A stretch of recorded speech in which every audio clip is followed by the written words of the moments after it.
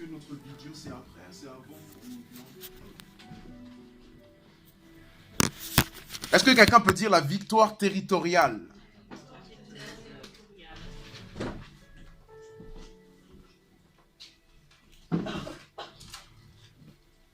C'est le thème de l'année 2010. 2010, qu'est-ce que je raconte moi? 2020. Où il est question du thème de la victoire territoriale. Et donc, comme j'ai dit... Hey, tout le monde se sent bien? Ça va? Ça fait plaisir de vous voir. Hey. Là, chacun le son de se préparer, prendre sa Bible, ce cahier, stylo, se sentir à l'aise. I need everybody to be focused again today because I believe that God has another word for all of us.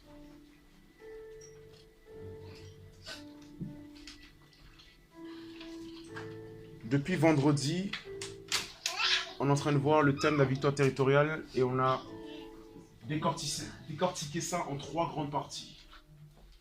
La première partie, c'était intitulé « Les lieux à fouler ». Donc, les lieux sur lesquels nous devons marcher. Et nous avons vu dans Josué chapitre 1, verset 3, que Dieu dit à Josué que tout lieu que ton pied foule, je te le donne. Et on avait vu en fait que cette victoire territoriale que Dieu a promis à Israël, elle venait d'une promesse de Dieu. Et que ainsi, il n'y a pas de territoire sans une promesse faite par Dieu pour toi. Donc ça ne sert à rien de se battre pour espérer obtenir quelque chose que Dieu ne t'a pas promis. Parce que je disais que quand tu comprends la notion de la promesse, tu t'assures des victoires et non des défaites. Et donc, à contrario, si tu commences à marcher sur des territoires que Dieu ne t'a pas donnés, tu vas t'assurer des défaites et beaucoup de peine et de douleur. Et hier, on a commencé ensuite à parler des détours de Dieu. Honnêtement, celui-là, c'est l'un de mes préférés. J'aime beaucoup celui-là. Toi aussi, tu avais vu. Les détours de Dieu, on avait vu ça dans Exode, chapitre 13. Alors, tous les audios sont enregistrés, tous les cultes, séminaires, etc. sont enregistrés. Vendredi soir, c'était enregistré. Hier soir, c'était enregistré. Aujourd'hui encore, c'est enregistré. C'est fait pour que tout le monde, en fait, puisse écouter et réécouter et réécouter et réécouter jusqu'à ce que ce soit imprégné en toi. Donc, prenons Exode chapitre 13. Je fais un récapitulatif très rapide et on va avancer. Donc aujourd'hui, on est encore dans la 3e partie du séminaire, donc ça veut dire que tu as le droit en fait de poser des questions. On a une question qui n'a pas été répondue hier, qui a été donnée par la sœur Lynn, il ne faut pas qu'on l'oublie.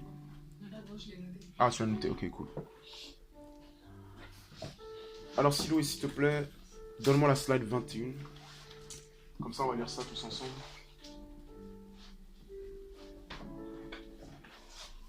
Lorsque Pharaon laissa aller le peuple,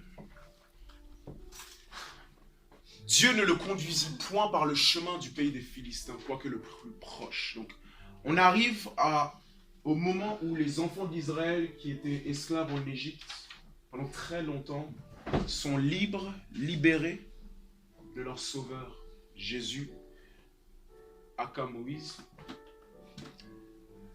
Et les enfants d'Israël, c'est-à-dire toi et moi qui étions en Égypte, dans le monde, Jésus nous a sauvés. La Bible dit que Dieu ne le conduisit point, ne nous conduit point par le chemin du pays des Philistins, quoique le plus proche. Car Dieu dit, le peuple pourrait se repentir en voyant la guerre et retourner en Égypte. Mais Dieu fit faire au peuple un détour. Est-ce qu'on peut dire un détour? Un détour par le chemin du désert vers la mer Rouge.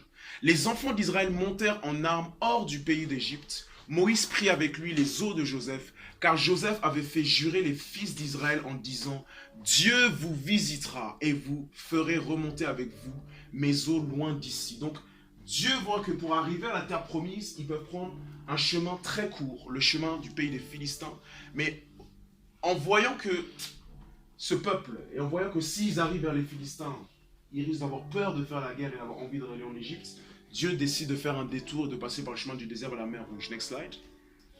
Donc ça, c'est ce qu'on a ici. Donc, le pays des Philistins est ici. Ils auraient pu... j'ai pas pris le temps en fait, de regarder vraiment le point de départ, mais admettons que, puisque c'est la mer Rouge, tout ça là, admettons qu'ils sont là, ils peuvent tout simplement faire ça, juste ça. Mais au lieu de ça, ils font toute la boucle là, ils voient tous les chiffres. Donc, ils font un gros détour. Un gros détour. Et le premier principe qu'on avait vu hier, next slide, c'était que Dieu n'est pas tant préoccupé par la rapidité avec laquelle tu y arrives que le fait que tu sois prêt. Dieu n'est pas préoccupé par la rapidité avec laquelle tu y arrives que le fait que tu es prêt. Donc, on disait que ce n'est pas combien de temps qui compte, mais est-ce que je suis prêt ou prête? Parce que très souvent, on est là à regarder notre montre et on dit, Seigneur, le temps passe. Tu m'avais dit que, mais ça ne se passe toujours pas. Et donc on a parlé du fait que la véritable maturité, en fait, ce n'est pas de se poser des questions combien de temps, mais plutôt que va faire ce temps en moi. Parce que le chemin le plus court n'est pas toujours le chemin de Dieu. Le chemin le plus court n'est pas toujours le chemin de Dieu. Et je sais que dans notre génération ici, on est une génération fast. Tout va vite. Génération fast food. La nourriture, ça peut aller vite. Les textes, ça va vite. Les vidéos, ça va vite. Tout va tellement vite qu'en fait, on commence à avoir une certaine culture, un certain état d'esprit où on pense que tout va se faire rapidement. Mais mon frère, ma soeur, avec les choses de Dieu, on est pressé doucement. Dieu, il prend vraiment son temps pour façonner une femme, pour façonner un homme qu'il veut utiliser. Dieu, il prend son temps. Next slide. Donc tout ça, c'est dans l'audio. La raison pour laquelle Dieu a fait un détour, c'est parce qu'en regardant Israël, il a vu qu'ils n'avaient pas la capacité, en fait, à ce moment-là, de faire la guerre. Ils auraient envie de retourner dans le monde. Et c'est la même chose pour nous. Beaucoup de fois, on se plaint, on se demande pourquoi est-ce que Dieu prend son temps.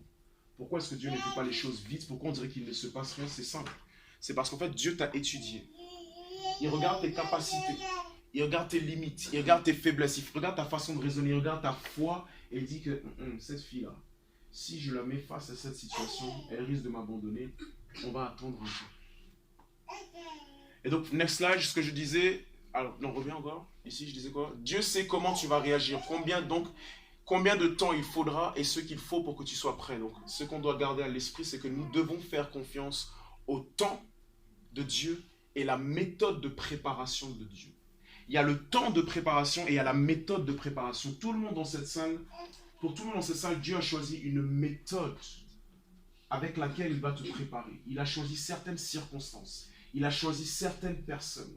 Il a choisi en fait certains livres, certains lieux, certains voyages, certaines expériences qui seront la méthode adéquate pour pouvoir te former, te forger et s'il le faut, te briser. Next slide. Encore.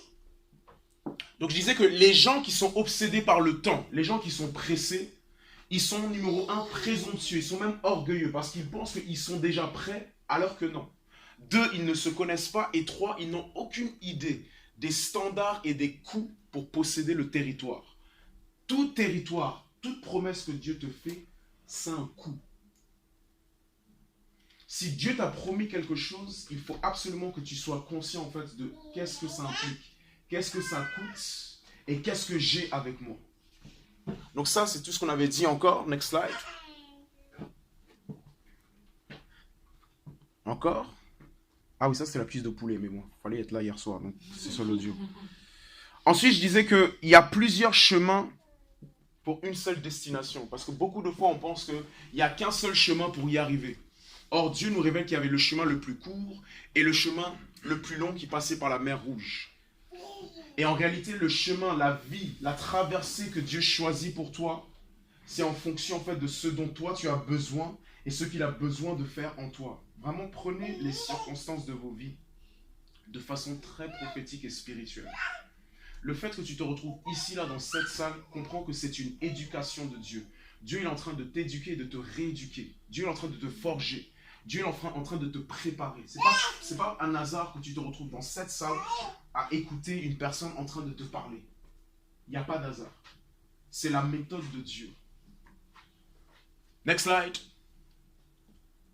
Je disais, on ne va pas à la destination pour être façonné, mais on y arrive plutôt façonné. Donc, c'est pas quand j'y arrive que je dois commencer à me préparer, c'est avant que j'y arrive, il faut que je me prépare. Est-ce que tout le monde ici sait qu'il est en mode préparation, que Dieu est en train de te préparer? Amen. Si tu ne sais pas, je suis en train de te dire que Dieu est en train de te préparer. Les soldats, ils détestent la préparation. Quand ils doivent se lever à 4 heures du matin. Je ne sais pas qui a fait l'internat ici. Il y en a qui ont déjà fait l'internat. C'est sévère aussi, non? Raconte-nous comment c'est un peu au Ghana l'internat. Raconte-nous ça. Vite, fais, vas-y, vite. Ouais, Lève-toi. à 5 heures, on se lève. Il y a la cloche qui sonne. À 5 heures. À 5 heures, il faut se lever. Des fois, 4h30. Hey. Aller prendre ton douche. Fais vite. En fait, il y a un temps pour toutes choses. Pour déjeuner, pour aller en cours, pour la pause, tu reviens en cours. Après, il y a la sieste, après-midi. Tu reviens. Ouais. Mais toi, tu étais même gentil parce que moi, ma femme m'a dit que chez elle, là, si tu faisais pas bien ton lit, c'était punition, là. Oui. Chez elle, là. Oui, là où ma femme, ils sont allés, là. Hey. C'est un truc. La discipline. La discipline. Mais après les Wesley Girls, les girls of Wesley Girls, when they come out. Oh.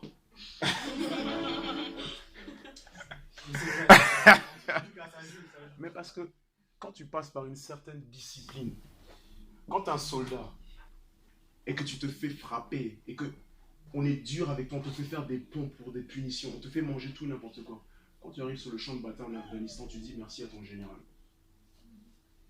Un jour, tu vas remercier Dieu pour tout ce qu'il t'a fait traverser. Parce que tu lui diras, Seigneur, merci, tu m'avais bien préparé. Donc des fois, tu sais, il faut pleurer. Tu peux pleurer, tu peux te plaindre, dire, Seigneur, j'en ai marre, je suis fatigué. Mais il faut aussi terminer cette prière en disant, mais m'écoute pas quand je pleure, s'il te plaît. Quand je te dis que je suis fatigué, j'ai envie que ça s'arrête, m'écoute pas, s'il te plaît. Mais ne m'écoute pas. Parce que quand j'aurai fini de traverser cela, je te dirai merci. Amen. Next slide. Next slide. Et donc, nous avions terminé avec le fait qu'il n'y a pas de victoire ou de territoire sans guerre. Et donc, à ce moment-là, dans Exode chapitre 13, du verset 17 à 19, les enfants d'Israël se retrouvent devant un désert. Et ça, c'est ma prochaine slide. C'est la dernière partie pour ce séminaire du mois de février. On est février. La première conquête. Donc la partie 3, c'est la première conquête. Donc ça, c'est le titre du message d'aujourd'hui. La première conquête. On va voir en fait qu'il y a plusieurs conquêtes. Mais déjà, pour gagner toutes les autres conquêtes, il faut déjà gagner la première conquête. Et on va voir que les enfants d'Israël, Dieu les a amenés à faire la guerre. Mais ce n'est pas une guerre comme on aurait pu le penser. Next slide. Voilà ce que les enfants d'Israël avaient à conquérir, mes frères et sœurs. Moïse a dit que Dieu m'a dit que je vais vous donner et je vous ramener dans un pays où coule le lait et le miel. Est-ce que toi tu vois du lait et du miel ici? Merci. Merci. Il n'y a pas de lait, il n'y a pas de miel. Seigneur, on est sorti d'Égypte. Tu as fait de grands miracles. Tu as dit que tu allais nous emmener. Et voici le premier territoire où on arrive. C'est là la victoire territoriale, c'est là que ça commence. Un désert. Un désert est une zone de terre où les précipitations sont rares, c'est-à-dire la pluie, et peu abondantes. Et où par conséquent les conditions de vie sont hostiles pour les plantes ainsi que pour la vie des animaux, mais aussi peu peuplées. Quand Dieu te fait sortir, le premier endroit où il va te amener, c'est dans un désert. Et forcément, toi, tu te poses la question, mais qu'est-ce qu'il y a à conquérir dans un désert, hein, Jennifer? Là, franchement, il n'y a rien à conquérir ici, si ce n'est du sable. Next slide. C'est mon premier principe pour comprendre la première conquête. L'environnement du désert est tel qu'il n'y a rien à conquérir, si ce n'est tout ce qui se trouve à l'intérieur de nous. En d'autres termes, ce que je suis en train de dire, c'est que quand il n'y a rien à conquérir autour de toi, c'est qu'il y a tout à conquérir à l'intérieur de toi. La première conquête, c'est toi-même. le premier territoire à conquérir, c'est toi-même. En règle générale, quand Dieu t'amène dans un désert où il n'y a aucune provision, où on dirait il ne se passe rien, où on dirait que tu tournes en rond, où tu te demandes mais qu'en est-il de ma vie, où il n'y a rien qui marche, où on dirait il n'y a rien à conquérir, où il n'y a aucune promesse qui a l'air en fait de s'accomplir, c'est le moment pour toi en fait de réfléchir, de réaliser que peut-être qu'il n'y a rien à manger à l'extérieur parce qu'il y a tout à faire à l'intérieur de moi. Dans le désert, les yeux du Seigneur sont rivés non pas sur la terre promise, mais sur toi et sur moi. Il faut que, premièrement, nous comprenions que le premier territoire, c'est nous. Un être humain est un territoire. Tu es un territoire. Next slide. Première conquête ou territoire, toi. Jérémie chapitre 20, verset 7. Voilà ce que Jérémie a dit, j'aime beaucoup ça. Ô Éternel, tu m'as persuadé, je me suis laissé persuader. Tu m'as saisi, tu m'as vaincu. In English, it's so better. Because he said, oh Lord, thou art stronger than me. En anglais, ça dit, oh Seigneur, tu es plus fort que moi. Tu m'as vaincu. On était dans un fight, toi et moi. Je disais non, tu disais oui. Tu me disais je t'aime et moi je disais non, moi je t'aime pas. On se battait. Mais tu as été plus fort que moi. Tu m'as fait les yeux doux, tu as encore fait la même chose. Tu as fait les yeux doux à Moïse, il est tombé amoureux de toi. Tu as fait les yeux doux à Paul, il est tombé amoureux de toi. Tu as fait les yeux doux à Esther, elle est tombée amoureuse de toi. Tu m'as aussi fait les yeux doux. Moi aussi, je n'ai pas pu résister à ton charme. Jérémie, à un moment donné, il était dans un fight avec Dieu. Il ne voulait plus prononcer la parole de l'Éternel. Mais au chapitre 20, verset 7, Dieu l'a conquéri pleinement. Le premier territoire à conquérir, c'est toi-même. La première bataille, c'est toi-même. La preuve, next slide. Le seul territoire à conquérir dans un désert, c'est celui en nous. Les hommes sont des territoires à occuper. Matthieu chapitre 12, versets 43 à 45.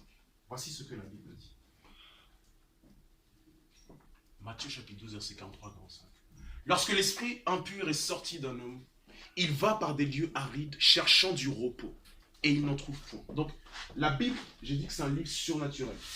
Tout ce qui concerne Dieu, c'est surnaturel. Le fait que tu sois dans cette salle à écouter un inconnu sur un livre qui date depuis des millénaires, des siècles, c'est un miracle. C'est surnaturel que quelqu'un, en fait, entende l'évangile, soit intéressé. C'est surnaturel quand tu vas en évangélisation que quelqu'un, en fait, t'écoute.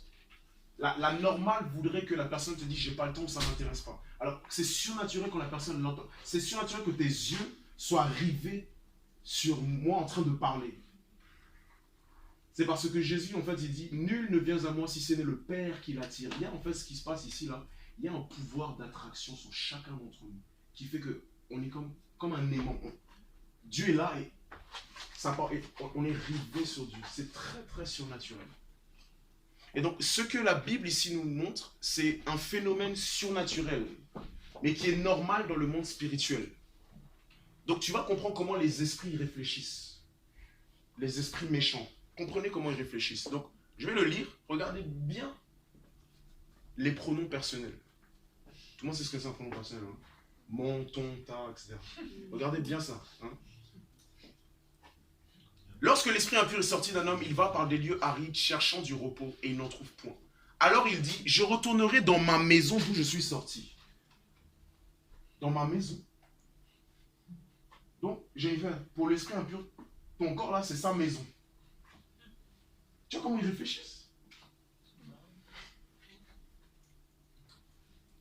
Je retournerai dans ma maison d'où je suis sorti. Et quand il arrive, il la trouve vide, balayée et ornée. Il s'en va et il prend avec lui 7 autres esprits plus méchants que lui. Ils entrent dans la maison, s'y établissent. Et la dernière condition de cet homme est pire que la première. Il en sera de même pour cette génération méchante. Donc ça, c'est Jésus qui parle et qui est en train de nous révéler que les êtres humains sont des habitations pour des esprits. Les êtres humains sont des espaces qui peuvent être occupés. Les esprits ont besoin d'un corps.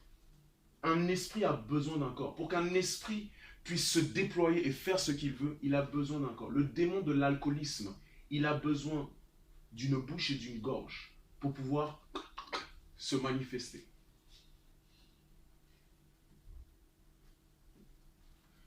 on doit être conscient que nous sommes des territoires qui font l'objet d'une guerre spirituelle. Une guerre entre Dieu et une guerre entre Satan. Première des choses. Et personne n'est vide. Tout le monde est habité. Personne n'est vide. Toutes les personnes qui sont ici, personne n'est vide. Ah non, mais je me sens vide. J'ai pas d'amour. Je suis triste. Je suis déprimé. Mon ami, tu es rempli d'un esprit. Il y a un esprit de dépression qui a bien squatté ta maison. Alors, donc, on doit être en fait déjà premièrement conscient en fait, qu'il y a une guerre en fait, nous concernant. La Bible dit dans Jude que Satan, il voulait prendre le corps de Moïse. Et il y a eu une guerre entre eux. Et l'ange Gabriel a dit, Satan, le Seigneur te réprime. Un corps qui est mort. Qu'est-ce que Satan a à faire avec un corps? Le corps de Moïse mort. Ça te dit en fait qu'un corps, une personne, une âme, un être humain, c'est vraiment des territoires qui sont prisés par les esprits. Tu es prisé, on te recherche. Il y a Dieu qui te recherche, mais il y a Satan qui te recherche. Et ce qui est intéressant, c'est que la façon dont les esprits parlent, ils parlent avec le pronom mon, ma maison, à moi. Quand ça dit ma maison, ça parle de la notion de la possession, la propriété. Mais aucun enfant de Dieu ne peut être occupé par des esprits. Aucun enfant de Dieu ne peut être la propriété d'un esprit parce qu'ils ont été rachetés. Donc à partir du moment où un mauvais esprit est en train de considérer ton corps, ta vie comme sa maison, c'est illégal. Ils n'ont pas de droit de propriété sur nous parce qu'on appartient à Christ. Mais c'est là tout le combat, c'est que nous, en tant qu'enfants de Dieu, est-ce qu'on veut que Christ nous conquiert? Veux-tu être conquéri par Christ? Veux-tu être habité par Christ? Veux-tu accepter que ta vie, ton corps, ce territoire que tu es, c'est son droit à lui d'être? Parce que quand tu dis Christ dégage de la maison, par la même occasion, tu es en train de faire entrer l'ennemi. Il n'y a pas de demi-mesure dans le monde spirituel, il n'y a rien de neutre. Toutes les personnes qui sont dans ce bâtiment, sachez que si Dieu vous ouvre les yeux, vous voyez des esprits. Vous voyez soit le Saint-Esprit, soit vous voyez d'autres esprits en train de se balader, peut-être même dans cette salle. Next slide. C'est pour ça qu'il ne faut pas jouer avec l'ennemi. La première conquête, elle est très importante. Dans la première conquête, tu dois être conquis par Christ. Il n'y a pas de victoire territoriale si déjà Christ ne t'a pas conquéri. Si Christ n'a pas réussi à prendre tout le contrôle de ton territoire, c'est-à-dire ta vie, toi, qui tu es. Il n'y a même pas d'autre territoire. Et c'est pour ça qu'il les a amenés dans le désert. Dieu les a amenés dans le désert pour qu'ils voient qu'il n'y a rien à conquérir autour d'eux. Si ce n'est ce qu'il y a à l'intérieur d'eux. Et Dieu voulait commencer à conquérir Israël de l'intérieur. Israël était en Égypte pendant beaucoup de siècles. Quand ils arrivent dans le désert, ils sortent d'Égypte. Et dans le désert, il sort l'Égypte d'eux. Même chose pour nous. Toi, tu étais dans le monde. Dieu t'a sorti du monde. Mais maintenant, il a besoin de sortir le monde de toi. Il y a certaines musiques là, il a besoin de sortir ça de toi. Je ne sais pas quelle musique tu écoutes là. Mais il y a des musiques, il a besoin d'extraire ça de toi. Parce que quand tu écoutes ça, toi-même tu sais ce que ça te fait. C'est comme mon petit frère qui me disait que à l'époque, quand il écoutait Tupac, il ne sait pas pourquoi, mais il y avait une telle colère qui venait sur son cœur. Ça le mettait en colère. Yeah, get up,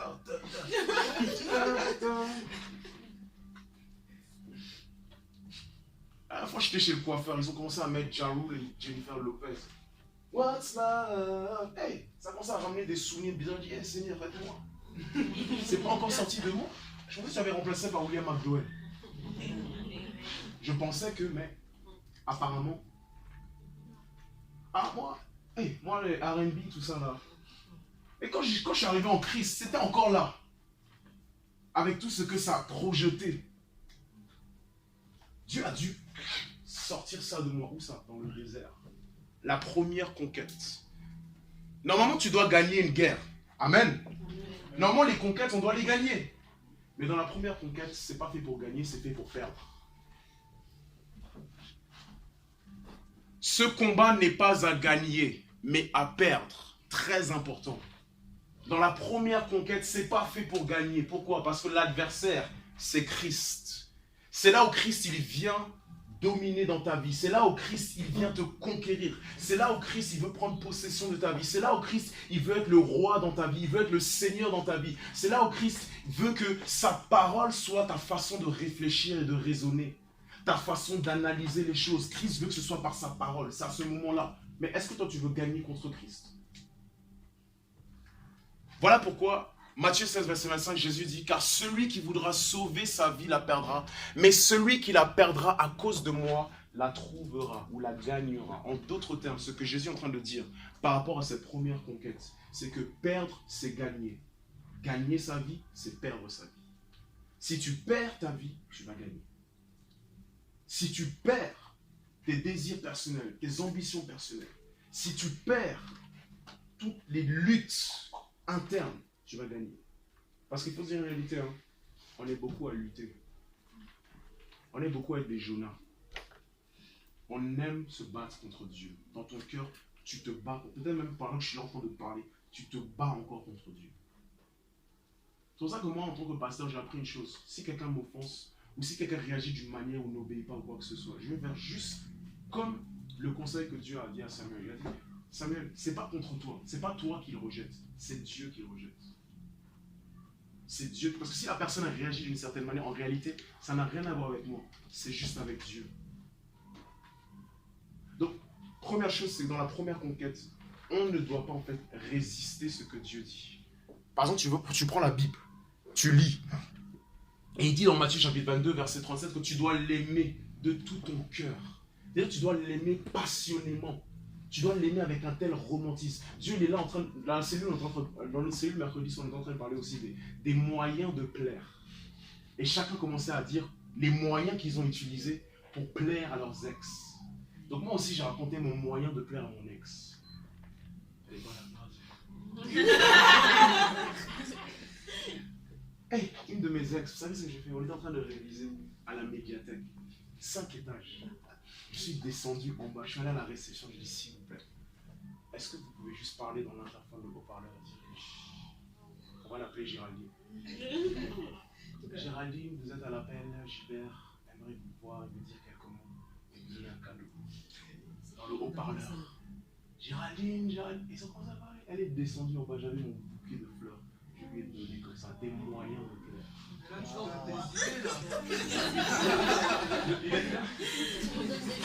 Il donne des idées. Oui, mais il faut faire ça avec la bonne femme. J'ai meilleures astuces même pour elle. Donc. Tu vois, des moyens de plaire. Matthieu chapitre 22, verset 37. Jésus dit, aimez Dieu de tout votre cœur. Maintenant, quand tu lis aimer Dieu de tout ton cœur, pour toi, c'est comment est-ce que je... Non, je ne vais pas aimer Dieu de tout. Je vais donner 1/4 à Dieu et 3/4 à Amélie.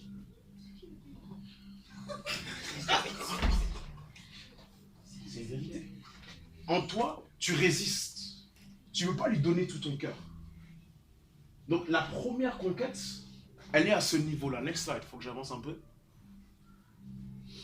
La première conquête, c'est moi. Et donc il nous faut comprendre les domaines du moi à conquérir. Parce qu'en toi, il y a plusieurs domaines à conquérir. Il y a plusieurs territoires en toi à conquérir.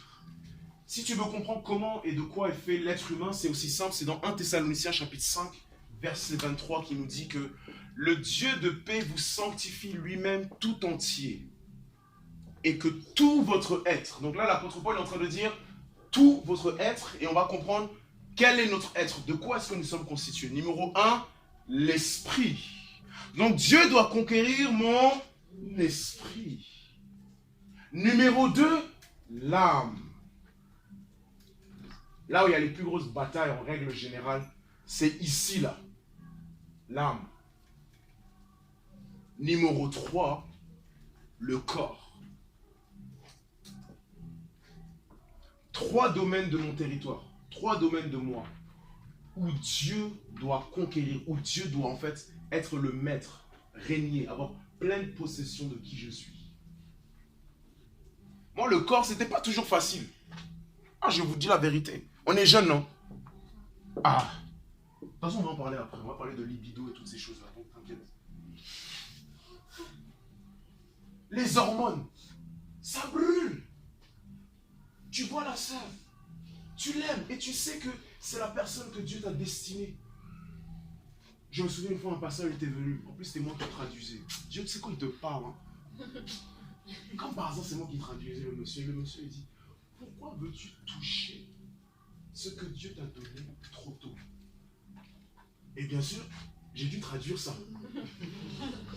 Mais je savais très bien que ce n'était pas adressé aux gens là-bas, c'était adressé à moi. Le corps. Dieu veut aussi conquérir ça. Il faut on peut être vraiment. C'est une réalité. La première conquête, elle se passe ici. Si tu perds, si plutôt tu gagnes contre Christ sur ces 3 domaines-là, tu ne peux pas avancer, tu vas être bloqué dans le désert. Next slide.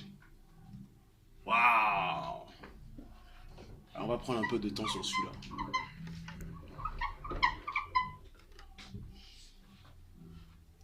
Esprit, âme et corps.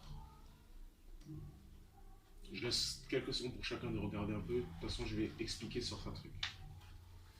Esprit, donc tout à gauche, on a l'esprit. Au milieu, on a l'âme. Et en bas, on a le corps. Et dans chacune de ces 3 composantes, il y a plusieurs territoires, en fait, où Jésus veut gagner et vaincre. Si Dieu a amené les enfants d'Israël dans le désert, c'était pour les conquérir à différents niveaux de leur esprit, à différents niveaux de leur âme et à différents niveaux de leur corps. Au niveau de l'esprit, premièrement, on a 3 grandes catégories que j'ai mis. J'ai mis la vie, les prophéties et une identité. D'un point de vue spirituel, au niveau de l'esprit, il y a un gros combat déjà à ce niveau-là. La première conquête en ce qui concerne ton esprit, c'est ta vie éternelle, ta destinée. Ça déjà, c'est la première conquête que Christ veut faire dans notre esprit. Parce que toute personne qui n'a pas accepté réellement Jésus-Christ comme son sauveur et Seigneur, la Bible nous fait comprendre que cette personne, elle est morte. S'il te plaît, Fadik, est-ce que tu peux lire Éphésiens chapitre 2, verset 1 à 2? On peut le prendre avec lui aussi, s'il vous plaît. Éphésiens chapitre 2, verset 1 à 2. Donc ça, c'est le premier combat. Dans tous les territoires qui te concernent. Il faut que tu te vois comme un grand territoire, un grand pays. Éphésiens chapitre 2, verset 1 à 2. 1 à 2, oui. Vas-y. Quant à vous, vous étiez morts à cause de vos fautes. Quant à vous, vous étiez morts à cause de vos fautes. Comment ça, on était morts? On marchait, on mangeait, on faisait ce qu'on voulait. Oui, spirituellement, ton esprit était mort. À cause de vos fautes et de vos péchés. Donc, j'aimerais que chaque personne ici comprenne que pendant que tu étais dans le monde, je ne sais pas comment toi c'était dans le monde, peut-être que toi c'était les soirées alcoolisées, peut-être c'était aller en boîte, peut-être c'était tout simplement aller à l'école, mentir à maman et papa, faire des fugues à minuit, et puis rentrer le lendemain matin, bref, je ne sais pas les bêtises, toi-même tu sais les bêtises que tu faisais. Mais ce qui est sûr, c'est que quand tu faisais toutes ces bêtises-là, tu étais mort. Dieu te regardait et te voyait comme étant mort. Rappelez-vous de ça. Les non-croyants sont des morts vivants. C'est des zombies. Des zombies qui marchent. Mais spirituellement, si tu regardes, c'est des zombies. Ils sont morts. Ils n'ont pas de vie. Le premier combat, c'est le combat de ta vie éternelle, ta destinée éternelle. Où vas-tu aller le jour de ta mort? Seras-tu au paradis, au royaume des cieux, avec le Seigneur? Ou seras-tu en enfer? Normalement, j'ai foi en Dieu que, en tout cas la plupart de nous qui sommes ici, une grande majorité, Jésus a réussi à gagner ce combat-là en toi. Amen.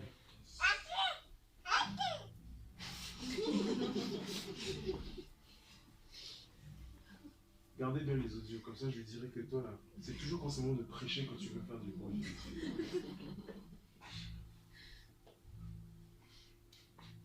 Si Jésus n'a pas gagné ce combat en toi, où tu dis, oui, je crois que tu es mon sauveur, et je confesse que tu es mon Seigneur, tu as perdu. C'est l'enfer qui t'attend. Et vous allez souvent m'entendre le dire, moi j'ai souvent déjà entendu dire, moi j'aime être le genre de personne qui dit que beaucoup de personnes croient en Jésus comme leur sauveur, mais pas comme le Seigneur. Parce que c'était une fois quand j'étais en évangélisation, je parlais à un gars, et je me dis, est-ce que tu crois en Jésus, etc. Oui, mais je crois qu'il m'a sauvé, tu crois que c'est son Seigneur. Et le Saint-Esprit me dit, demande-lui, est-ce que tu crois? Est-ce qu'il croit en moi comme son Seigneur? Et je lui ai demandé, il dit, qu'est-ce que tu veux dire par mon Seigneur? Je commence à lui parler, ce que ça veut dire Jésus comme Seigneur. C'est que il a commencé à bégayer. Parce qu'on avait vu la semaine dernière, Luc chapitre 6, verset 46, Jésus dit, pourquoi m'appelez-vous Seigneur, Seigneur, et vous ne faites pas ce que je dis? Quand tu confesses que Jésus c'est ton Seigneur, tu confesses que je vais faire ce que tu me dis. Donc, si tu n'as pas, Romains 10, verset 9 à 10, si tu n'as pas rempli ces conditions-là, tu as gagné, mais tu vas mourir éternellement dans l'enfer. Attendez seulement, on va faire une série sur l'enfer, tout ça. C'est juste une question de temps. Ça va venir tout ça. Non, c'est très important. C'est très important. Toutes les religions qui vous font croire qu'il y a, chez certaines croyances, ils pensent qu'on peut, les mormons notamment, ils pensent qu'on peut baptiser. On peut être baptisé et en même temps, nous être sauvés et sauver les membres de notre famille. C'est-à-dire, moi je peux venir et dire, s'il vous plaît, baptisez-moi, mais faites-le aussi pour ma grand-mère qui est décédée, comme ça elle sera sauvée. Quand tu es mort, c'est fini. Quand on est mort, c'est l'enfer qui nous attend. Donc, c'est le premier combat. Et ce message doit être prêché aussi dans l'église. Parce que dans l'église, comme Pakofi disait hier, j'ai beaucoup aimé, Pakofi disait que dans son pays, quand tu vas, le problème de son pays, c'est que tout le monde est chrétien. Tout le monde pense être chrétien. Ici, qui est chrétien ici? Levez la main. Tu es chrétien? Tout le monde est chrétien? Oui, tout le monde va dire je suis chrétien. Mais les religieux, ils vont en enfer. Yes, Jean-Jacques, tu as une question?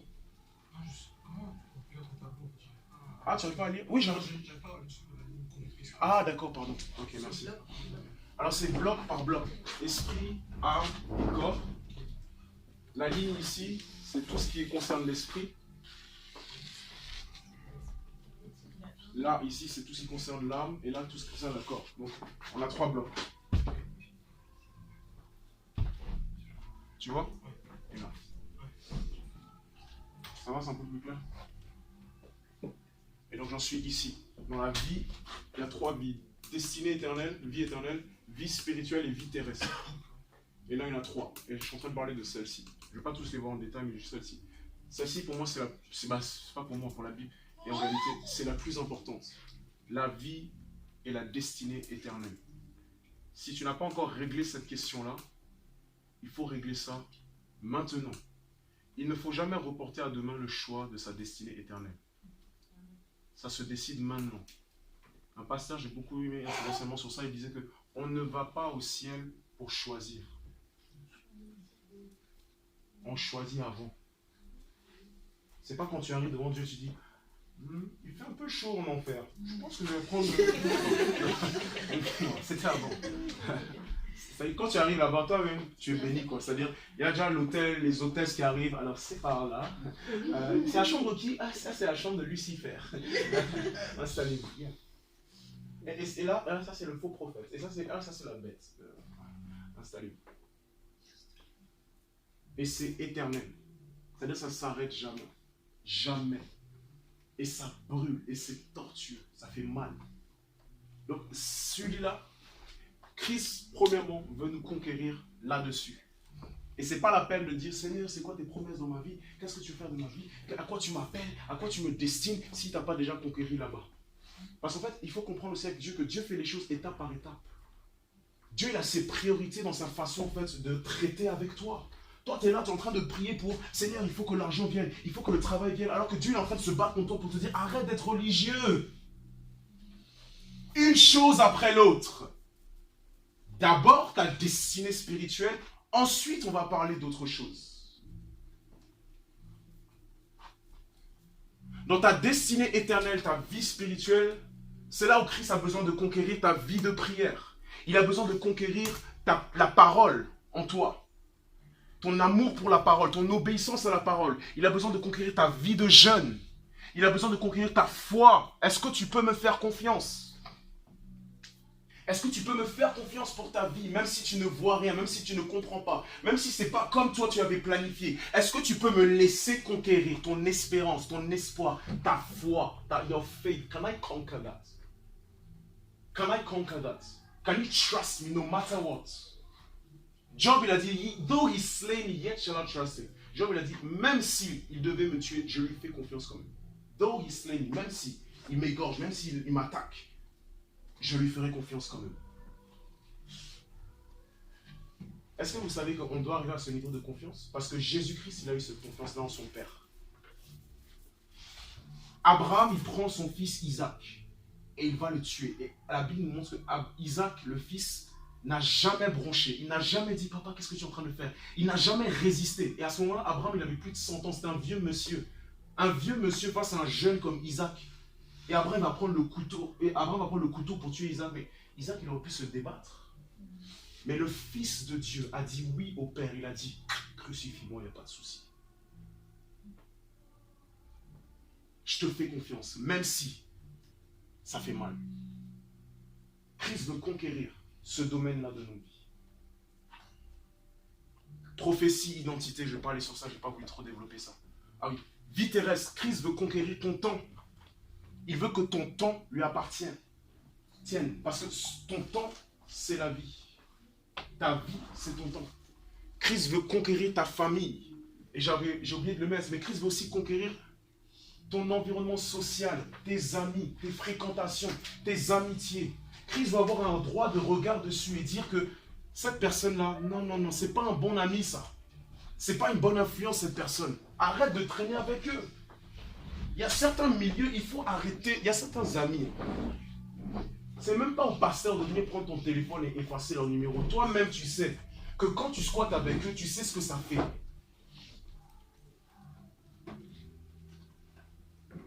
En fait, peut-être que là, ça peut choquer et se dire, mais il se prend pour qui Jésus?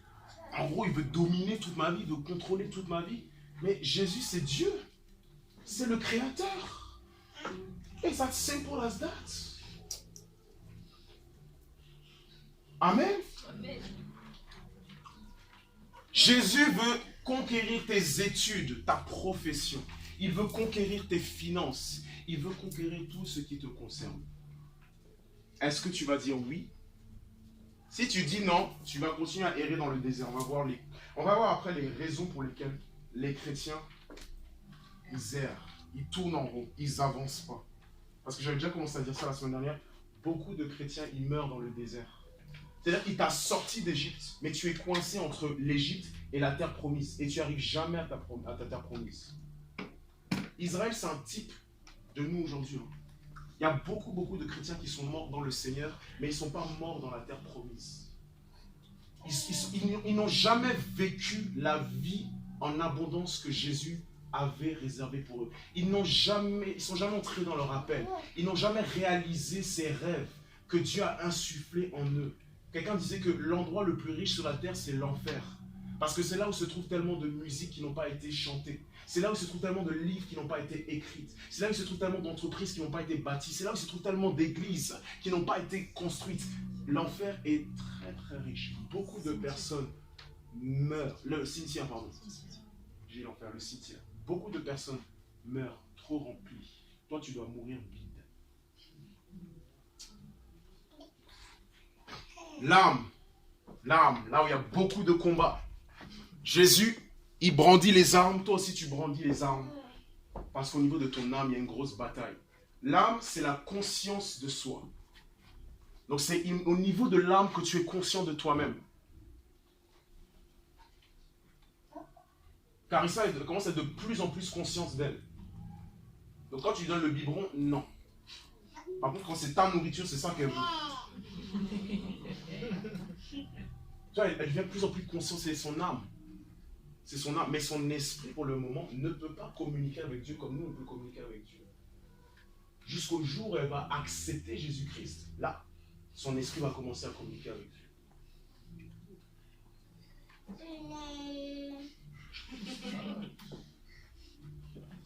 Vous souriez, mais j'avais déjà dit que les bébés ne sont pas des bébés, ce sont des esprits.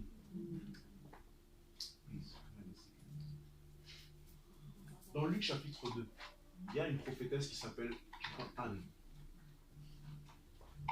Ou même, non, d'abord on va prendre Simon. Il y a un prophète qui s'appelle Simeon. Il voit les parents de Jésus, il voit Jésus. Et puis il prend Jésus, il dit, maintenant je peux mourir. Le salut de l'Éternel est arrivé. Le salut d'Israël est arrivé. Notre sauveur est ici. Maintenant je peux partir. Mais toi, si tu es dans la chair, tu te dis, mais qu'est-ce qu'il raconte? C'est un bébé. Mais il a vu le bébé, il a vu que c'était Jésus le Messie. Les rois mages, ils ont commencé à adorer le bébé. Donc imagine Carissa, les rois mages sont venus. Les rois mages sont venus et ils ont fait comme ça. Gloire à l'Éternel. Devant un bébé. Donc, ici là, c'est quand tu acceptes Jésus, c'est activé. Tu peux communiquer avec lui constamment, tu es sauvé. Ici, c'est la conscience de soi. Et tu peux être conscient de toi sans être conscient de Dieu.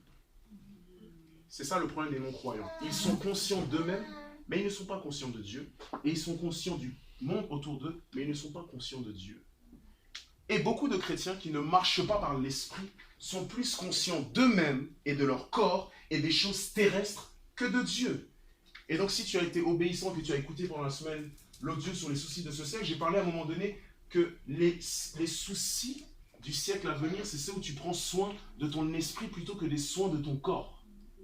Et j'ai rendu l'exemple du tchatcho. Certaines personnes, ils sont obsédés par maquillage. Tchatcho, il faut que j'éclaircisse ma peau. Comment est-ce que je vais m'habiller? Comment est-ce que je vais apparaître? Mon corps, les choses terrestres. Ah, il faut que j'ai les faux ongles, il faut que j'ai les talons. Ah, il faut que je fasse les muscles, il faut que je travaille les pompes. Il faut qu'on me voie la coupe de cheveux. Ils sont tout le temps sur ça, mais jamais ils prennent soin de leur esprit. Ces personnes sont plus conscients d'eux-mêmes et de leur corps que de Dieu. Dans l'âme, il y a 3 grandes catégories.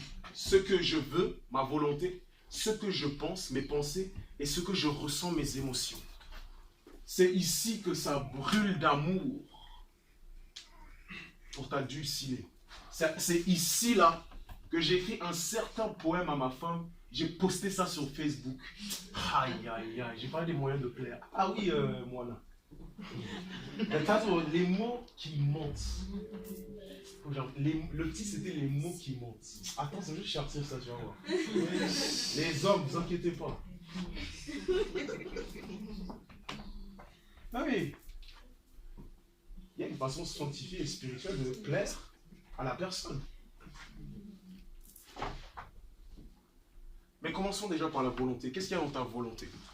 Dans ta volonté, il y a toutes ces choses. Il y a ton cœur, il y a tes projets, il y a tes résolutions, il y a tes ambitions, il y a tes convictions, il y a ton zèle, il y a tes intérêts, il y a ton affection, il y a tes motivations, il y a tes intentions, il y a tes valeurs, tes principes, ton intégrité.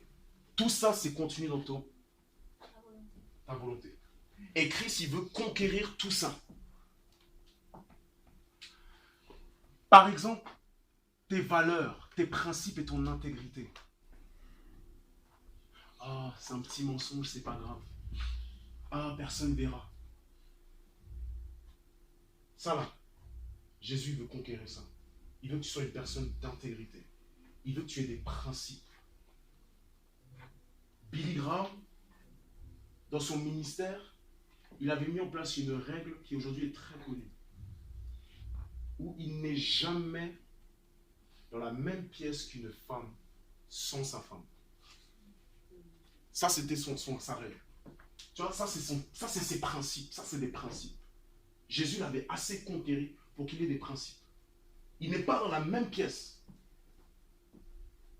Parce qu'il sait ce que ça peut lui coûter, il sait que c'est dangereux. C'est-à-dire que, à mesure de grandir, il y a certains mécanismes, certains principes que tu dois avoir, certaines protections que tu dois mettre en place. Yes. J'ai une question. Récemment, j'ai vu un message d'un pasteur et il disait que son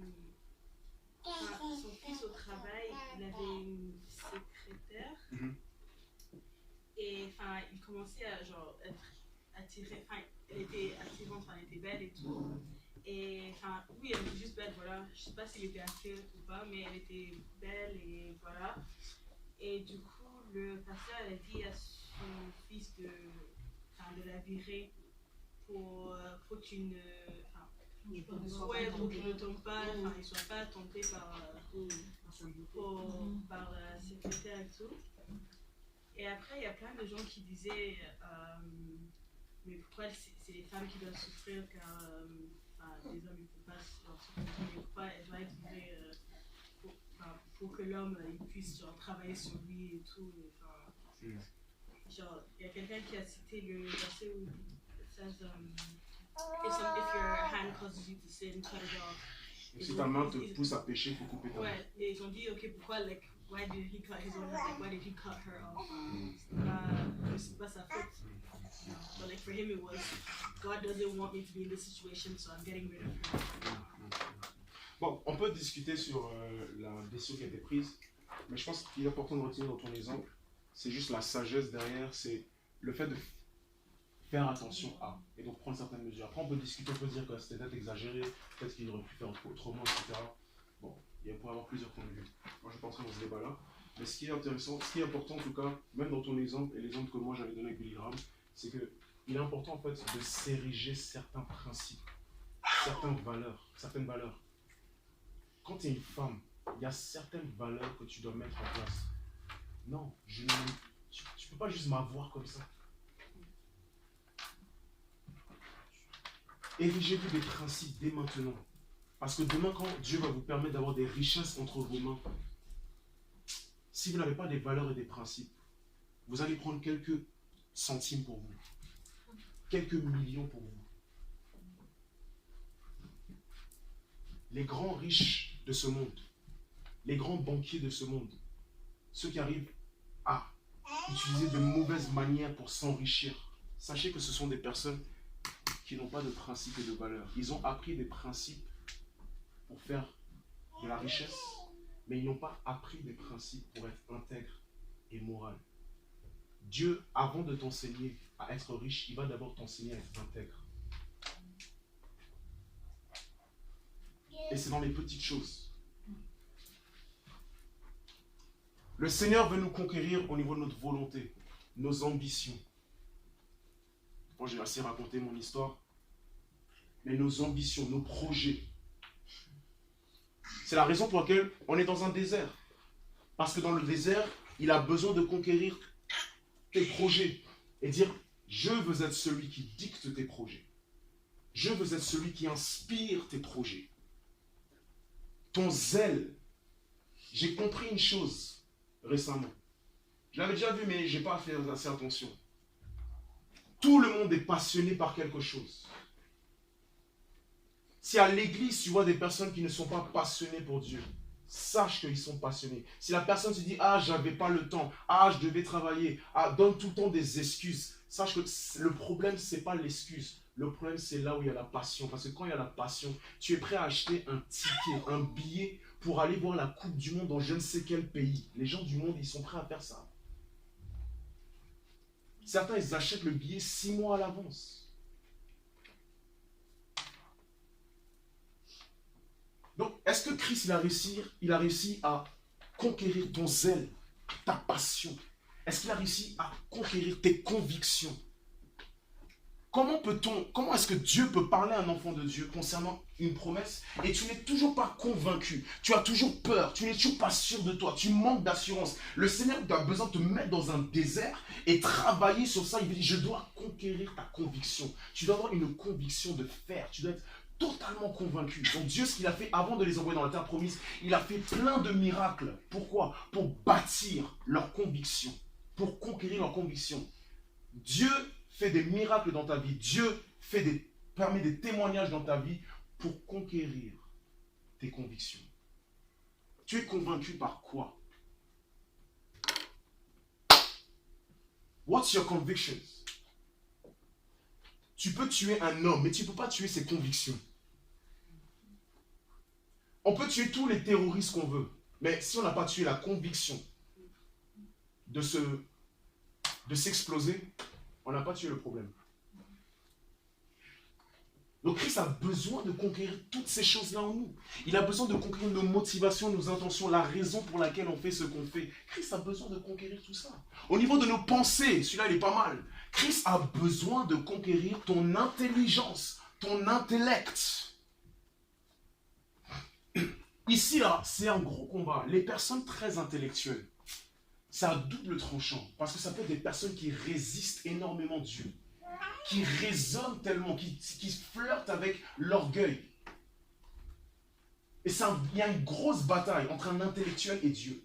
Une grosse bataille. C'est pour ça que Paul dit dans 1 Corinthiens qu'il y a peu de sages parmi vous, peu de nobles parmi vous. Il y a peu parmi vous. En règle générale, l'évangile, là, ça, pour les pauvres, les moins aisés, etc., ça y va. Mais les plus riches, les plus intellectuels, les soi-disant sages, c'est plus difficile de pénétrer parce qu'ils ne laissent pas, en fait, Christ conquérir leur cerveau. Ah non, nous on croit en la science seulement. Vous savez que la science, c'est une religion aussi? Ça s'appelle du scientisme.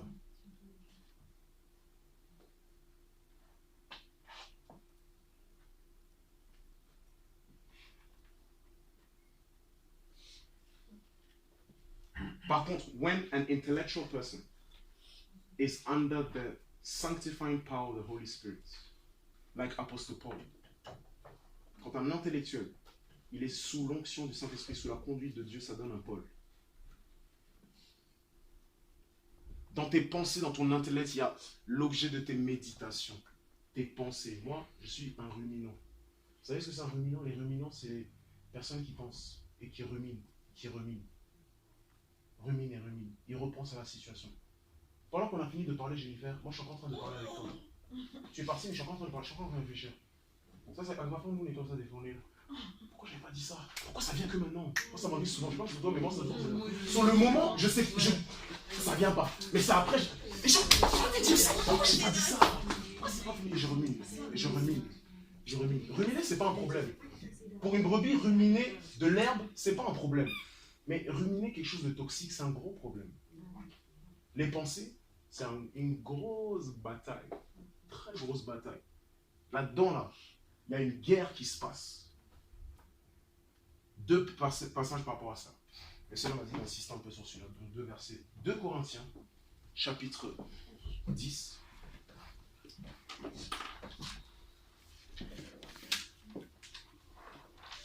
« 2 Corinthiens, chapitre 10.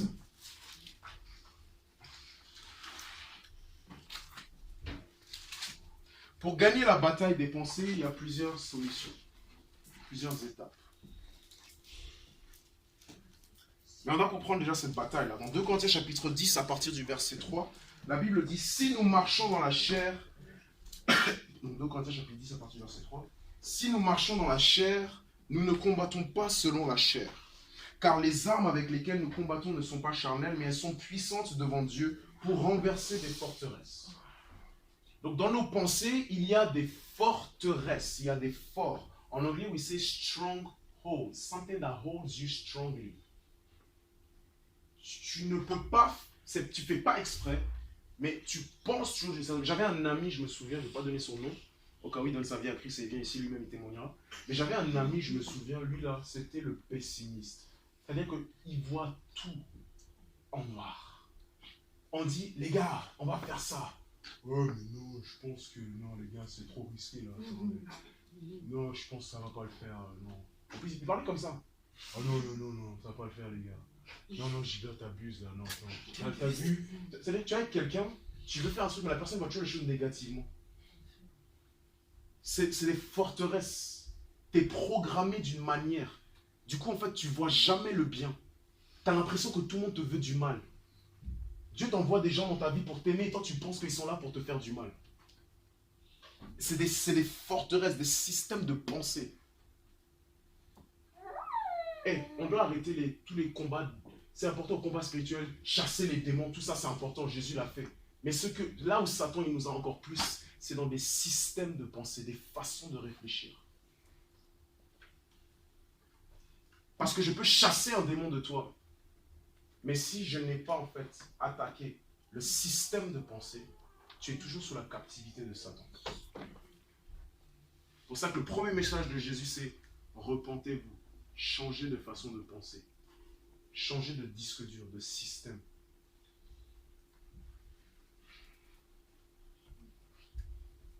Ma femme et moi, on s'est rencontrés en 2011. Elle était en 2012 avec moi ici à Strasbourg, puis ensuite elle est repartie au Ghana. À partir de ce moment où elle est partie, quelques semaines après ou mois après, j'ai commencé petit à petit à tomber dans une crise d'identité, une sorte de dépression. Et donc l'année suivante, je crois qu'on s'est vu ensuite en 2013, avec ma mère, on allait au Ghana pour se voir. C'était pas facile pour elle. Parce qu'elle avait affaire à quelqu'un qui avait des systèmes de pensée mauvais. La moindre conversation que j'ai avec quelqu'un, la personne peut parler, hein. Elle ne voulait pas me comparer à quelqu'un. Elle parlait juste, ah tu sais, en fait, oui, je me souviens, un des frères avec qui je parlais, il ne m'avait pas vu depuis 1 an, donc il disait, ah waouh, hey, t'es vraiment dans le Seigneur, c'est encore plus profond. Hey, tu me fais penser à tel et tel frère. Quand la personne m'a dit ça, système de pensée, je suis allé dans ma chambre, j'ai commencé à pleurer. Je commençais à me sentir mal, je me disais, en train de me comparer à lui, c'est-à-dire quoi, que j'ai pas de valeur pour moi? Yeah, sometimes I'll be just crying on the bed, right? She was next to me. One day I remember we were on the bed and I told her, il y avait like a fence. I said, I just feel like banging my head on that fence. I don't know why. Elle était là, elle me prend comme ça, elle prie pour moi. Elle a posé ses mains sur ma tête et elle priait pour moi. Elle a eu des opportunités. Je me souviens quand on était au parce qu'à ce moment-là, le Seigneur, j'étais dans mon désert. Il se passait rien dans ma vie. Vraiment rien, rien ne marchait. Et elle a vu par la grâce de Dieu une opportunité d'être interviewée par 2 personnes qui venaient d'une organisation, je sais pas quoi, par rapport à la Chine et tout ça. J'étais venu avec elle, on est allé à l'interview, j'étais juste assis, ils sont en train de lui parler. Et puis elle leur parlait, yeah, je parle chinois, J'étais tellement down en fait que je n'arrivais pas à me réjouir avec elle de ce que Dieu faisait pour elle. Parce que, système de pensée. Quand je suis rentré, le premier message, je suis allé sur YouTube, premier message, ah j'oublierai jamais, Paula White, I'll never forget that message, Nombre chapitre 13. Elle a commencé à prêcher sur les derniers versets où les enfants d'Israël disent que ils voient les géants et ils disent que Moïse, on ne peut pas gagner contre ces géants parce que nous sommes des sauterelles et à leurs propres yeux, nous sommes aussi des sauterelles. Dans ce message-là, elle a commencé à parler de la perception de soi. Self-perception. Et sur le moment, tu es content. Le système de pensée s'écroule. Yeah. Super, tu es quelqu'un de valeur. Et puis tu retombes encore. Et ça a été un combat pendant 1 an et demi. Combat. Pourquoi? Système de pensée. Système de pensée, c'est des forteresses, ça te tient. C'est des forteresses, ça te tient. Et c'est pour ça que c'est pas bon à vivre avec toi. Ah, c'est pour ça. Maintenant, je ne peux pas lâcher la... Quand tu es avec quelqu'un et que la personne t'a vu au plus bas, mais elle ne s'est pas éloignée, elle a décidé de rester avec toi quand même. Ah, tu respectes l'or. Mais ça c'est des forteresses. Et donc, qu'est-ce que l'apôtre Paul dit? Il dit, nous renversons les forteresses. On est dans 2 Corinthiens chapitre 10. Nous renversons les raisonnements et toute hauteur qui s'élève contre la connaissance de Dieu. Et nous amenons toute pensée captive à l'obéissance du Christ. Le Seigneur m'a toujours montré que les pensées, c'était comme des animaux sauvages. Il faut les domestiquer, les pensées. Les pensées, il faut les domestiquer. Comment les domestiquer? Premièrement, déjà par la prière. Parce que c'est spirituel. Les armes avec lesquelles nous combattons ne sont pas charnelles. Il faut que j'utilise des armes qui ne sont pas charnelles. La prière. Deuxième chose, il faut que j'identifie en fait le mensonge. Il faut que j'identifie le mensonge qui est le fondement même de cette forteresse. Quel est le mensonge sur lequel cette forteresse est en train de perdurer et me faire croire à moi que je ne suis qu'un moins que rien, que Dieu n'a aucun avenir pour moi, que j'ai aucune estime, je n'ai pas avoir une estime de moi. Il faut que je détecte son mensonge. Ce message de Paula White, je me souviens très bien. Elle a dit, you cannot conquer what you do not confront, and you cannot confront what you do not identify. Tu ne peux pas conquérir ce que tu ne confrontes pas, et tu ne peux pas confronter ce que tu n'as pas identifié. Il faut d'abord que j'identifie. Pourquoi je pense tout le temps comme ça? Ensuite, il faut que je confronte cela. Toi et moi là, fini. Tu quittes. Cette maison-là, tu la quittes. Et ça ne s'est pas fait du jour au lendemain. C'est une grosse bataille. Une très grosse bataille. Jésus dit dans Jean chapitre 8, verset 32, vous connaîtrez la vérité et la vérité vous affranchira. Il y a quelque chose de libérateur par rapport à la vérité. Voilà pourquoi tu dois t'exposer, quand tu as des problèmes au niveau de tes pensées, tu dois t'exposer à la parole. Parce qu'elle déclare la vérité sur qui tu es. Elle déclare la vérité sur des situations. Elle déclare la vérité sur beaucoup de choses. You must, I'm telling you this one, you must fight until Christ wins the battle in here. You cannot lose. You just cannot lose. That battle is just too important. You cannot lose. Les ruminants, arrêtons de ruminer et recrachons certaines choses. Philippiens chapitre 4, verset 7. Il dit que l'objet de vos pensées, s'il te plaît, Fanny, juste Philippiens chapitre 4, verset 7. Déjà. Philippiens chapitre 4, verset... Non, c'est 8. Ouais. Philippiens chapitre 4, verset 8. Si tu as des points avec tes pensées, il faut écrire ça. Oui, s'il te plaît. Enfin, frères et sœurs, portez vos pensées sur tout ce qui est vrai, tout ce qui est bon. Portez vos pensées. Donc faites de vos pensées, faites de l'objet de vos méditations les choses suivantes. Et moi, c'est ce que Dieu m'a appris. Il m'a appris que, ok, Philippiens chapitre 4, verset 8, c'est un système pour filtrer, pour vérifier. Quand tu as une pensée, si numéro 1, vas-y. Tout ce qui est vrai. Si ce n'est pas vrai, jette-moi ça. Quand tu as une pensée, si quoi? Tout ce qui est honorable. Si ce n'est pas honorable, jette-moi ça. Next. Tout ce qui est juste. Si ce n'est pas juste, jette-moi ça. Parce que des fois, on se fait des films dans nos têtes. Next. Tout ce qui est pur. Mm-hmm. Tout ce qui est digne d'être Si c'est pas pur, jette-moi ça. Next. Tout ce qui est digne d'être aimé. Mm. Tout ce qui mérite l'approbation. Mm. Ce qui est synonyme de qualité morale. Et ce qui est digne de louange. Les pensées sont nourries par ce que l'on voit et ce que l'on entend. Ne t'étonne pas d'avoir toujours des pensées impures.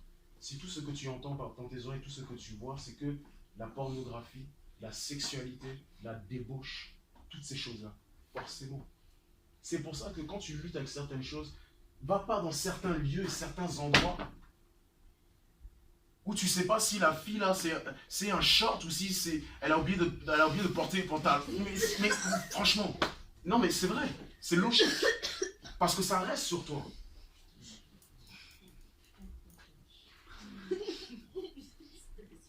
Inconsciemment, en fait, tu prends des choses.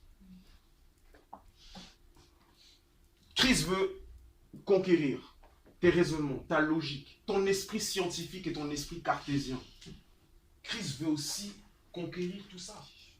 Si tu entends quelqu'un dire que la foi et la raison, la foi et la science, c'est contraire, honnêtement, dis-lui n'importe quoi, c'est pas vrai. Mais c'est juste que cette raison, cette science doit être sous la foi. Yes.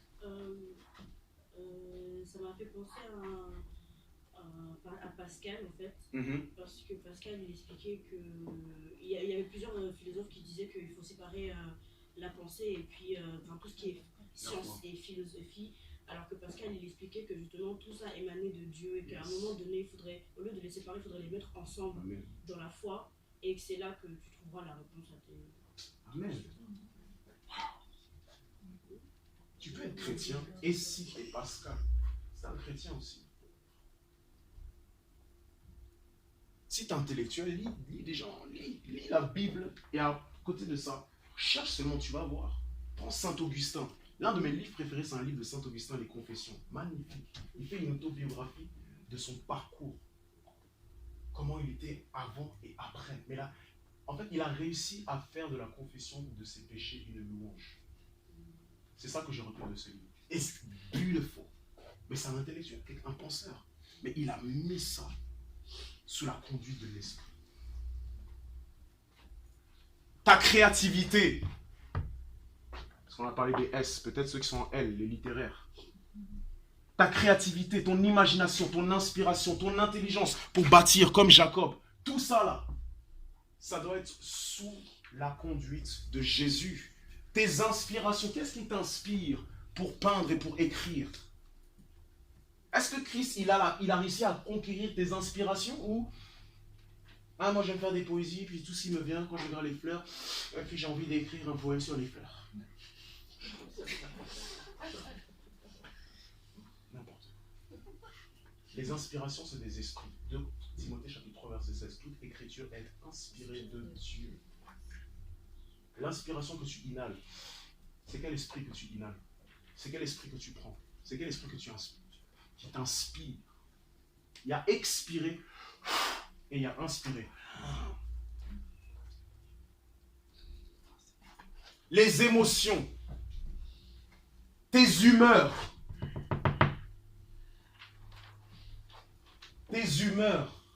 Christ veut conquérir tes humeurs. Tu es comme moi, avant, tu te lèves le matin, tu es de mauvaise humeur. Ton frère, il est tout joyeux, il te voit, lui-même, il sait que même pas la peine de saluer aujourd'hui. Je l'ai fait souffrir, mon petit frère. Tes humeurs, il veut conquérir ça. Il veut conquérir, I love this one, tes phobies, tes peurs. Christ veut conquérir nos phobies, nos peurs. Christ veut conquérir nos sentiments amoureux. Avant que je rencontre ma femme, on avait fait une prière. Avant qu'on commence à être ensemble, etc. On a fait une prière, je me souviens. C'était nos aînés dans la foi, ils nous avaient dit, tous celles et ceux qui veulent prier, que Dieu soit le maître de mes sentiments. Vous pouvez le faire. J'ai fait cette prière-là. Beaucoup de choses ont changé après. Notre état psychologique, notre tempérament. Le corps maintenant, Christ aussi maintenant. Celui-là aussi, Christ veut conquérir ça. Il veut conquérir tes déplacements. Tu ne choisis pas où tu vas aller vivre demain. Parce que New York, il y a de beaux gratte-ciel, donc tu vas aller vivre à New York. Mais est-ce que c'est là où Dieu te veut? Est-ce que c'est le territoire que Dieu a pour toi? Le Seigneur t'appelle à faire du suivi, à visiter les âmes. Est-ce qu'il peut conquérir tes déplacements pour qu'il puisse t'envoyer à Cergy, aller visiter tel et tel frère ou telle et telle sœur? Moi, Christ, par la grâce de Dieu, il a conquéri et il conquiert encore mes pieds, mes mouvements, mes déplacements. Je suis ici parce qu'il veut que je sois ici. Hier avec ma femme, on était dans le métro, on marchait, je disais, quand même, un de ces jours, ça serait quand même bien qu'on vive aussi dans un autre pays quand même. Mais bon, on va voir ce que Dieu va faire. Mais on ne décide pas, c'est Dieu qui lui-même qui décide. Tes déplacements. Ton libido. Donc comme peut-être certains ne savent pas ce que c'est le libido, j'ai écrit ici plusieurs synonymes. Désir sexuel, les hormones, pour les hommes, les testostérones. Christ veut aussi conquérir ça. Un jour, il y a quelqu'un qui est venu vers un pasteur, il a dit, « Pasteur, s'il vous plaît, est-ce que vous pouvez prier que Dieu enlève mes testostérones et mes hormones ?» Et le pasteur lui a dit, « Mon fils, non, je ne peux pas prier pour ça. Tout ce dont tu as besoin, c'est de maîtrise de soi. » Il a dit, parce qu'un jour, tu en auras besoin. Christ a besoin de conquérir ta santé mentale et physique. Ton alimentation, il te demande de jeûner, mais il ne peut pas conquérir ton ventre. Toujours, il faut que tu manges. Il veut conquérir ton repos, ton sommeil. Il veut que tu te lèves à 3h du matin. Il veut que tu te lèves à 5h, 22h, minuit, permanence de prière, tout ce que tu veux. Mais il ne peut pas conquérir ça. Il a besoin de conquérir. Oui, Jean-Jacques. Et on passe à la prochaine slide. Tu as mis 2 fois mentionné les ailes. Oui, en fait, ça allait, pour moi, je trouvais que ça allait dans les deux. C'est pour ça que j'ai mis. Il n'y a pas de différence. Oui, c'est tout ça que Christ veut conquérir. De toute façon, à la fin du séminaire, tout ça, ça sera envoyé. Donc, c'est ça qui va aller plus loin. Ok, next slide. Donc, ce que je suis en train de dire, c'est que certains sont encore à ce stade. C'est ce qui explique qu'ils sont encore à errer dans le désert. La raison pour laquelle beaucoup d'entre nous, on stagne et on n'avance pas dans le désert, parce qu'il y a une différence entre avancer dans le désert et stagner dans le désert. Moi, je parle de ceux qui stagnent dans le désert. C'est ceux, en fait, qui ne permettent pas à Christ de gagner sur eux. C'est ceux qui refusent de mourir à eux-mêmes. Beaucoup de chrétiens dans le désert meurent dans le désert et n'ont jamais commencé à conquérir la terre promise. 1 Corinthiens chapitre 10 verset 5. Mais la plupart d'entre eux ne furent point agréables à Dieu, puisqu'ils périrent dans le désert. Ça, c'est la plus grande tragédie, d'être coincé entre l'Égypte et la terre promise. Dieu t'a fait une promesse. Mais il y a un voyage, il y a un processus, ça va prendre du temps pour voir la réalisation des promesses de Dieu. Mais tu es coincé entre les deux. C'est pour ça que moi j'aimerais pas vous encourager en fait, vous supplier. Perdez cette première bataille. Amen. Amen. Ne la gagnez pas s'il vous plaît. Faut pas que ton ego gagne dans cette bataille-là. Donc moi je suis trompé. J'aurais pas dû dire tant que tu ne gagnes pas cette première bataille. J'aurais plutôt dû dire quand tu ne perds pas cette bataille. Ouais. J'ai écrit tant que tu ne gagnes pas cette première bataille, c'est comme si le désert est devenu un lieu de résidence. Mais j'aurais plutôt dû dire quand tu ne perds pas même.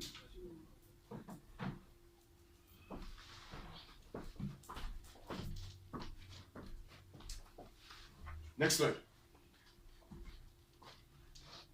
Prenons Psaume 107, verset 4.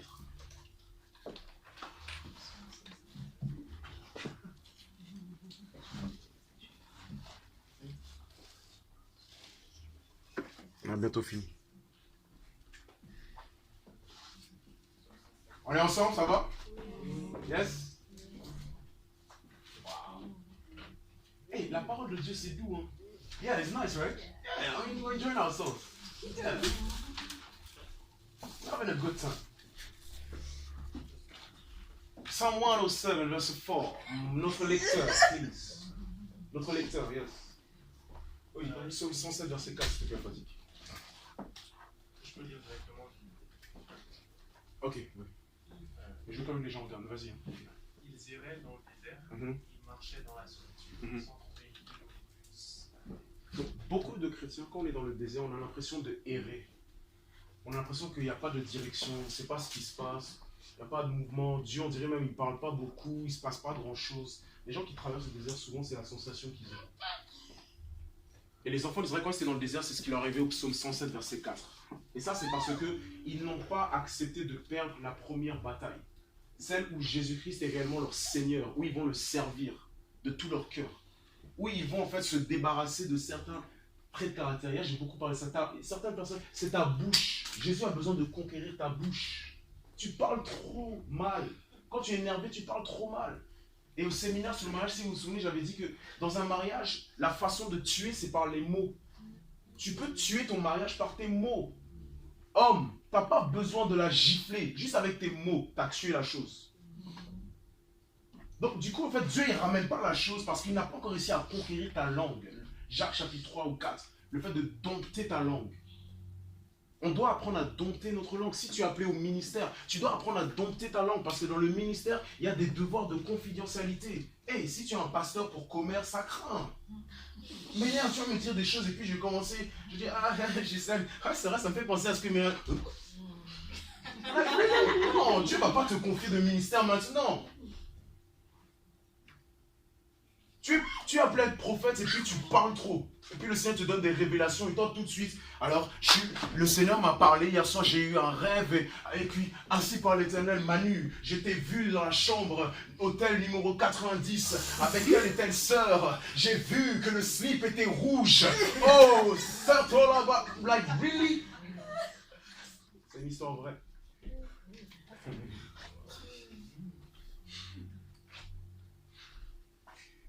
Il y a des protocoles prophétiques, il y a des principes, il y a des choses.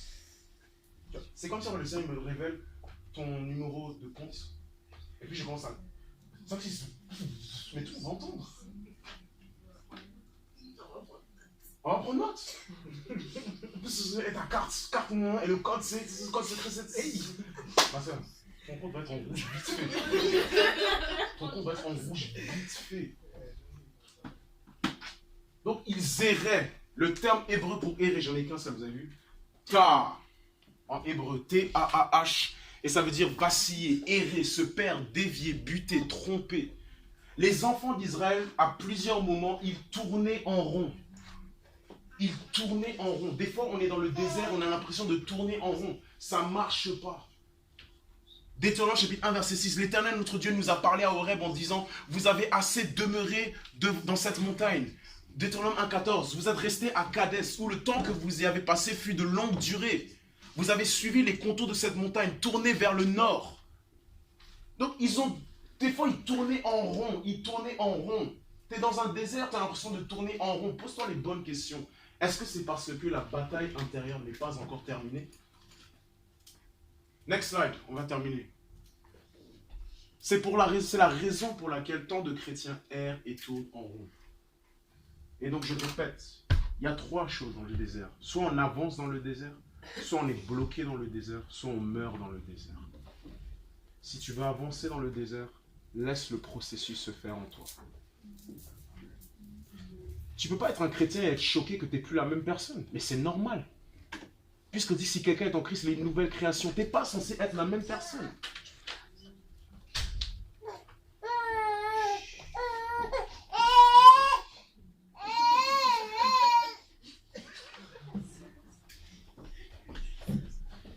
Est-ce qu'on peut juste rester concentré, s'il vous plaît?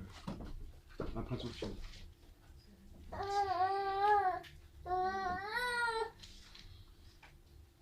Tu peux rester bloqué dans le désert, coincé entre l'Égypte et la terre promise. Et beaucoup de chrétiens, ils meurent même dans le désert. C'est toute une génération qui est morte dans le désert, 40 ans. Next slide.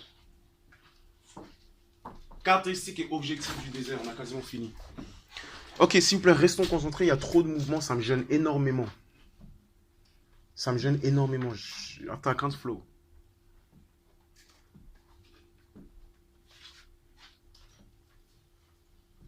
Les caractéristiques du désert. Dans un désert, il y a peu de précipitations, il n'y a pas beaucoup de pluie, il n'y a pas de provisions, tu es seul. Il fait chaud, très chaud le jour et la nuit il fait très froid. Il y a des bêtes sauvages, il peut y avoir même des ennemis. Mais Dieu te fait passer par un désert pour plusieurs raisons. Numéro 1, est-ce qu'on peut lire ensemble? L'humilité. Numéro 2. Numéro 3. Être éprouvé, brisé, que le pied sanctifié, châtié. 4. Révéler l'état de son cœur et développer la soumission et la crainte de Dieu. Next. Apprendre à dépendre de la manne, la parole de Dieu quotidiennement, vivre par un modèle de l'échange de grâce. Les enfants d'Israël n'avaient pas de nourriture, mais Dieu les nourrissait de la manne qui vient du ciel. Et il leur faisait ça tous les jours. Et Jésus a dit, l'homme ne vivra pas seulement de pain, mais de toute parole qui sort de la bouche de Dieu. C'est pour t'enseigner à vivre par la parole. En fait, quand les deux ici, là, c'est une parole que j'ai reçue du Seigneur.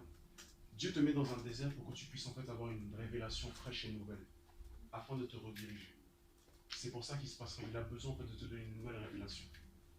Parce que dans Exode chapitre 20, Dieu a donné aux enfants d'Israël des instructions. Il leur a révélé la loi dans le désert. Tu es dans un désert et il ne se passe rien. La conquête interne pour toi, en fait, c'est que tu marches encore par des concepts anciens. Tu marches encore par la parole d'hier alors qu'il a une nouvelle parole pour toi aujourd'hui. Tant que tu n'as pas entendu ça.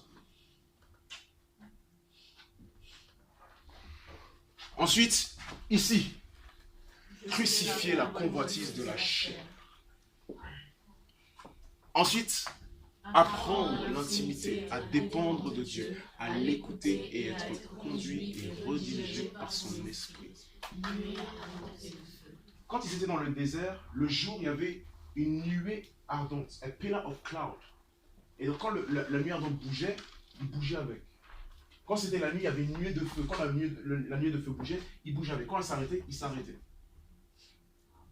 Et ça, en fait, ça représente la conduite par le Saint-Esprit. Paul en parle dans 1 Corinthiens chapitre 10, verset 2, où il dit, vous avez été baptisés en Moïse dans l'eau, la mer et la nuée. La nuée, c'est l'esprit, et la mer qu'ils ont traversée, c'est le baptême de l'eau. Donc les piliers là, de feu et de nuée ardente, c'est la conduite du Saint-Esprit. Quand le Saint-Esprit dit stop, tu stops. Quand le Saint-Esprit dit go, tu go. Et dans le désert, il t'enseigne à écouter Dieu. Tout enfant de Dieu a un standard minimum prophétique. C'est-à-dire tout enfant de Dieu a une capacité minimale d'entendre Dieu. Après, si tu as une plus grande grâce, à ce niveau-là, tu vas entendre Dieu encore plus clairement et sur des contenus et des sujets encore plus profonds. Mais la base pour tout le monde, c'est que tu peux entendre Dieu. Jean chapitre 10, verset 3. Tout le monde a en fait une oreille pour entendre Dieu par lui-même. Et donc dans le désert, Dieu veut t'entraîner à cela. Dans le désert, il veut que tu meurs à toi-même. Ton orgueil, tes ambitions charnelles, tout ça doit mourir. Il t'apprend à dépendre de lui et de ses provisions. Il développe ta foi et ta dépendance en lui. Et il t'apprend la guerre, l'endurance, la patience. Et il développe ton caractère. Et on va terminer sur ça. Sur 2 passages, Deutéronome chapitre 8, versets 2 à 5, et Jacques chapitre 1. Et puis on a fini.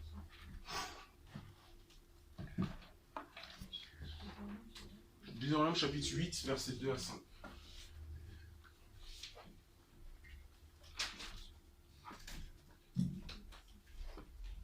Donc vous voyez, ça, là, tout ce qu'on a dit aujourd'hui, il faut réécouter. Très important. Si tu te contentes juste d'aujourd'hui, après 1 semaine ou 2, tu risques peut-être d'oublier ou de te rappeler, de te souvenir de un seul truc. Yes, Falik. Deutéronome chapitre 8, vas-y. Souviens-toi de tout le chemin que l'Éternel, ton Dieu, t'a fait faire pendant ces 40 années dans le désert. Il voulait t'humilier. Numéro 1, il voulait t'humilier. Vas-y. Il voulait t'humilier, te mettre à l'épreuve. Il voulait te mettre à l'épreuve. Pour connaître les dispositions de ton cœur. Est-ce que Dieu te met à l'épreuve parce qu'il ne sait pas ce qu'il y a dans ton cœur? Non. Dieu te met à l'épreuve plutôt pour que toi, tu saches ce qu'il y a dans ton cœur et que tu as besoin de lui pour te laver, te purifier. L'épreuve, c'est toujours pour révéler ton cœur. Dieu n'a jamais été informé par quoi que ce soit ou qui que ce soit. On n'a jamais appris une nouvelle à Dieu. Juste au cas où. Vas-y. Yes. Continue un peu, les gars. Et savoir si tu respecterais ou non ses commandements. Mm. Il t'a humilié, il t'a fait connaître la faim, et il t'a nourri de la manne que tu ne connaissais pas et que tes ancêtres non plus n'avaient pas connu, afin de t'apprendre que l'homme ne vit pas de pain seulement, mais de tout ce qui sort de la bouche de l'Éternel. Vous avez vu la manne? C'est une manne que tes pères n'ont jamais connue, que toi tu ne connais pas. Dans le désert, en fait, Dieu se révèle à toi d'une nouvelle façon. Le désert, c'est le lieu du rafraîchissement et du nouveau, en fait. Yes. Pendant ces 40 années, ton vêtement ne s'est pas usé sur toi et ton pied n'a pas enflé. Amen. Reconnais dans ton cœur que l'Éternel, ton Dieu, t'éduque comme un homme éduque son enfant. Waouh. Est-ce qu'on peut applaudir pour ça?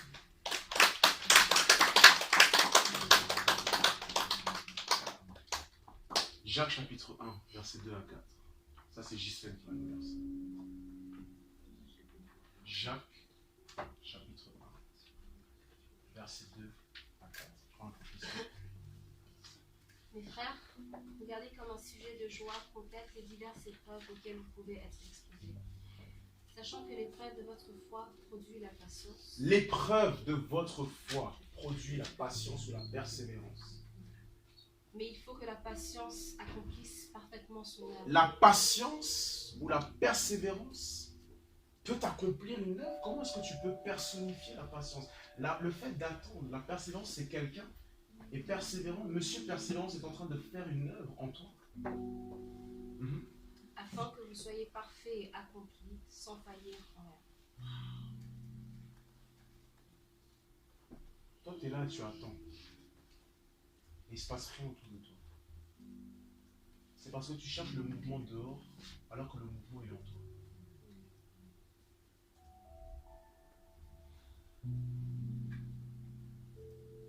Un être humain, c'est quelque chose de mystérieux.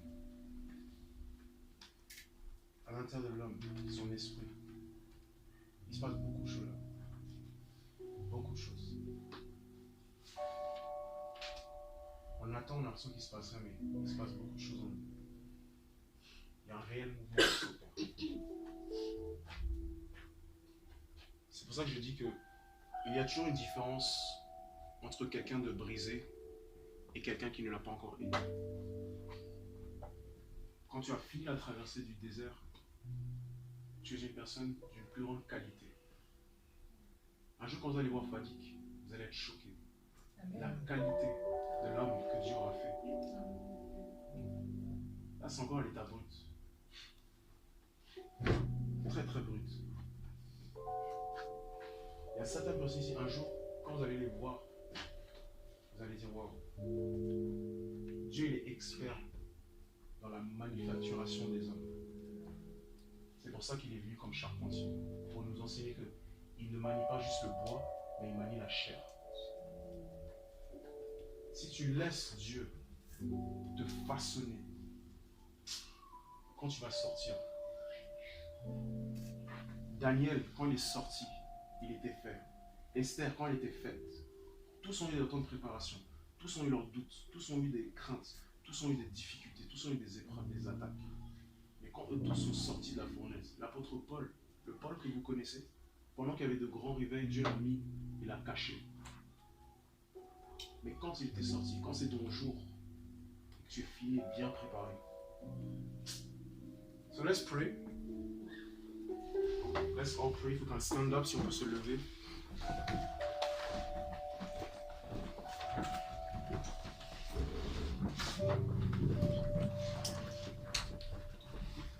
Je parlerai de ta bonté, de ta fidélité,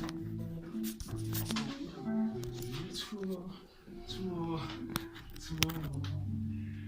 que tu as fait pour moi.